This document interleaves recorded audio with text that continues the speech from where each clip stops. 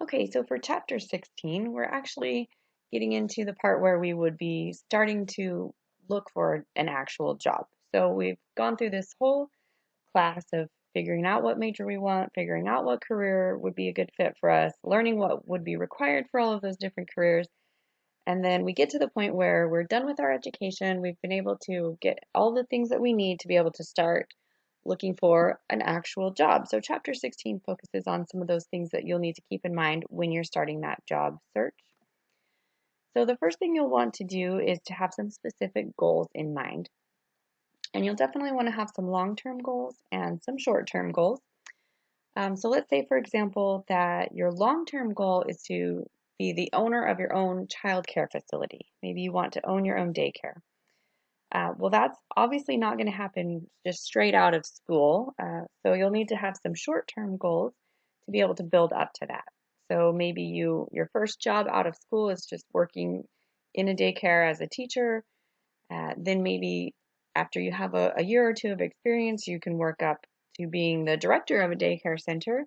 And then after that, you'll be able to have earned enough money, gotten enough experience that you can say, okay, now I'm ready to go for it, and I'm going to achieve my long-term goal and be able to own my own business in being a child care at a child care center. So your long-term goal will help determine what those short-term goals are, and that can kind of keep you on track as you're making those career decisions of what's really going to get you to that long-term goal. So you also want to have a career objective. This is one of the options that you can do for your resume. The very first paragraph of your resume can be what your career objective is. And that can change. You can kind of adapt that based on what type of job you're applying for. So it doesn't always, your resume can change based on who you're sending it to. So let's say you're going into social work, for example, and you're going to apply for a job at an adoption agency. So for your career objective, you wouldn't want to just say, I want to be a social worker. You want it to be more specific and geared toward the job that you're actually looking for. So you would want to say, I want to be a social worker. I'm interested in, foster children. I want to help place children for adoption, whatever that specific job is that you're looking for. And that way your potential employers know that you're interested in what they are offering. But you do want to make sure it's honest. You wouldn't want to go and put that your career objective is to work in a nursing home if that's not really what you're interested in doing. So just make sure that as you're tweaking it based on what jobs you're applying for, that you are staying true to those goals that you have set for yourself. So one of the ways that you can find career opportunities is through networking. Networking is extremely important. There's a saying you might have heard that it's not what you know, it's who you know. And this can be so true, especially when you're just starting out, being able to get your name out there, meeting people in the field that you're interested in. And networking really can happen anywhere. Maybe you're at the gym working out or something like that, and you see somebody wearing a t-shirt from a company that you know is in the field that you're interested in. Maybe you want to be an interior designer and you see someone walk in wearing a t-shirt that has the logo from an interior design company. So make a connection. Hey, I like your shirt. Do you work for that company? Oh, that's really interesting. I'm going to school for that, and then you start up a conversation.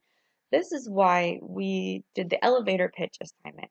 So you can have just a really brief synopsis of who you are, what you're interested in, what your education is, just a really quick little commercial about yourself so that when you're in these positions to be able to meet someone, you can give that information quickly and comfortably and make it just sound really natural. Like you're not really nervous to talk to this person. You're just going to be confident and be able to give a little information about yourself.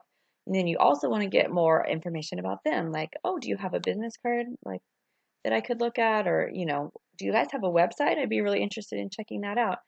So as you're networking, you want to make sure that you're giving information about yourself and also asking information about that person. Another good way to network is by joining some organizations, which hopefully you've already done on campus. But if there's an an organization, what they'll bring in sometimes like people from the industry, and you can like have a lunch or something like that where you'll get to do a question and answer session. That's a really good way to network and meet people. Really just getting your name out there, going to as many of these kind of events as possible. If there's a career fair coming up, go to it and specifically seek out those fields that you're interested in, because you might meet someone at that career fair who has a connection somewhere that can really help you. And they might remember you when they're doing their searching for employees. So just really being active and trying to network and get your name out there, meeting people that are in the field that you're interested in. Probably the most important thing that you can do is work on your resume when you are applying for jobs. That piece of paper is really the best way that you have to represent yourself to potential employers. I had a quick story a while ago. My husband was telling me he was hiring for a new position at his job. He's an accountant. He works for an accounting firm and he does some of the hiring. And he was laughing. He was telling me that the person on their resume actually misspelled their own name. Like it was obvious that they had put like three O's instead of two O's or something like that. It wasn't just that the name was spelled in a unique way. It was obvious that it was misspelled. Because it was written correctly in other places. So it was just on this one piece of paper where it was misspelled. Um, it was just kind of a funny story. I'm sure it was just an oversight. They accidentally hit the button 3 times when they were typing out their name. But it's little details like that that can make or break you. So his boss actually told him to throw that resume out and not even interview that person, because if they're not ready, if they're not going to pay attention to detail on something like that, then they're probably not ready for the type of job that they were trying to hire for. So when we're doing our resume assignment, just follow all those guidelines. Make sure you're just paying attention to all those little details, making sure that there's no typos.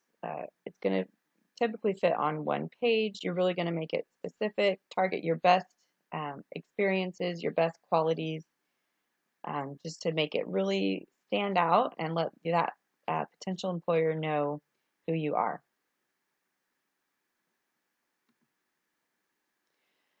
So for your cover letter, a lot of people might not require a cover letter, but it's a good idea to have because it does kind of help to give a little more information about yourself. So a cover letter is not just a paragraph of whatever your resume says. It's not just the same information. It's some different information. It's a way that this potential employer can kind of get to know you a little bit better. So you're going to put some more specific things in there and go into a little more detail. So one thing that you can do with your cover letter is look at the job posting that you're applying for, and maybe they have some specific requirements in there. And those things might not be something you would put on your resume, but you could address them in your cover letter. So say, for example, the job posting says we're interested in hiring someone who has experience working with diverse populations. And maybe you have experience with that. Maybe you have been in clubs or organizations that work in diversity, or, with lots of different ethnicities and backgrounds and cultures and things like that. So that's something that you want to put on that cover letter that's going to that job posting for that potential employer, so that it's specific for something that they were looking for in their job posting. So as you're getting your resume ready and your cover letter ready, have that job posting pulled up and be able to see exactly what they're looking for, so that you can put those things in and give a little more of specifically what they are asking for. So for your cover letter, you really want to focus on what would make you a good candidate. You want to focus on the things that you can bring to that job. You want to use active words in this cover letter to really show your personality, your experience, your very best qualities should go into your cover letter and your resume. So then for the job interview, there's definitely some yeses that you absolutely want to do, and there's going to be some no-nos that you absolutely do not want to do. So this brings us to our participation grade for this week. So in your participation grade text box on the drop box in the class in Canvas, I want you to tell me what is A job interview no-no. Maybe you have personal experience with it. Maybe you've heard about someone just blowing a job interview. It doesn't have to be a personal story. You can just tell me in general something that you think is just a deal breaker. If you did this on a job interview, it would absolutely guarantee that you would not get the job. So maybe you want to say, if you walk into a job interview smacking on gum, that's a big no-no and you will not get the job. So just type that into your text box. It doesn't have to be anything long. It doesn't have to be a whole long story. It can be if you want. If you have a funny story you want to tell me about somebody that blew a job interview, please do. But that's your participation grade for this week, is a job interview no-no. Okay, so what you do want to do for your job interview is prepare. You really want to look into the organization, the company that you're interviewing with. So go to their website, look at what their kind of culture is like, so that way you know how to dress. Like maybe you're going to a really professional type of setting, and so you want to make sure you have a business suit on. You would want to look into that before you show up for the interview. What is their mission statement? If you kind of know what direction the company is going, you can gear your answers towards what they're trying to accomplish. And then that's going to be impressive to them that you understand the vision of their company before you even walk in the door. And make sure you're on time and leaving early. You just never know what might happen. Don't wait until the very last minute, because if you show up late to your job interview, that's going to be a really bad first impression. Turn off your cell phone, even just leave it in your car. You don't want your phone accidentally going off when you're in the middle of a job interview. Um, and just being really involved, active, being engaged, those kind of personality types that just really outgoing, and those are the types of people that are going to stand out. When you're done with your interview, you'll want to send a thank you letter. You can just probably do that over email. You wouldn't have to send necessarily a written note, although you could, and that would probably make a good impression. Just however they've been communicating with you about setting up the interview, follow up by saying, thanks so much for meeting with me today. It was really nice to meet you. I'll look forward to hearing back from you about this job.